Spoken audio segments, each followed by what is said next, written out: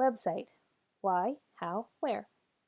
Lesson overview. We're going to talk about why you need a website, setting one up, and how to optimize it. It's not a requirement, but think about it this way. The last time you were looking for a new restaurant, a service provider, or fell in love with a book and wanted to see if there were more by that author, but couldn't figure out the reading order on the Amazon page, what did you do?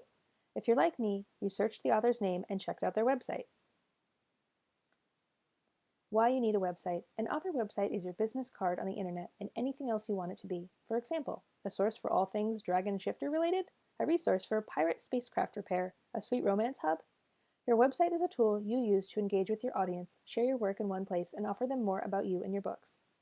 Some sites have the basic info only, and others contain Easter eggs for readers, additional scenes, information about author signings, and more. Since it's your website, you make it what you want. If you don't have a lot of free time to dedicate to an elaborate website, that is totally fine, but you still need one that includes the basics of who you are as an author and where to buy your books. Setting up a website. There are oodles of articles and tutorials on building a website, but we're going to stick with the basics. 1. Create a free website using a variety of hosts, but know that the URL will likely be connected to the host name. For example, www.awesomeauthorname.wordpress.com. If you'd like a custom domain name, many offer upgrades to purchase your name if it's available. We recommend ending your custom domain name in .com as opposed to the other options. Setting up a website continued. 2. Use a paid website hosting platform and build a beautiful website, most often using drag and drop features.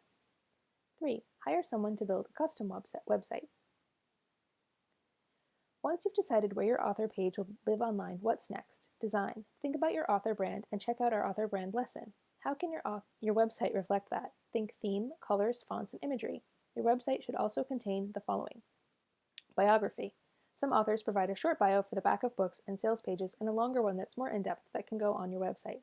Both are important to have on your website, though, because people might snag the shorter one when they want to do a guest post about you on their blog. List with links to your books. Always link to where they can be purchased. Contact information like your email address if you'd like, or create a contact form. It should go without saying, but never put personal info here like your address or phone number. If you have a P.O. box and would like to receive fan mail, post that as well. Social media links.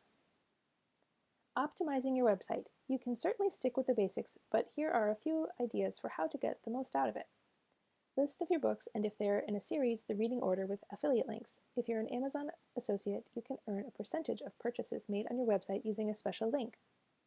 Option to subscribe to your newsletter. Blog. International sales link. Mobile-friendly site. Most hosts provide this without you having to lift a finger, but double-check to make sure this option is enabled. Tip. Periodically check to make sure all of your links are working and the info is up to date. You don't want visitors getting an old link or the wrong one.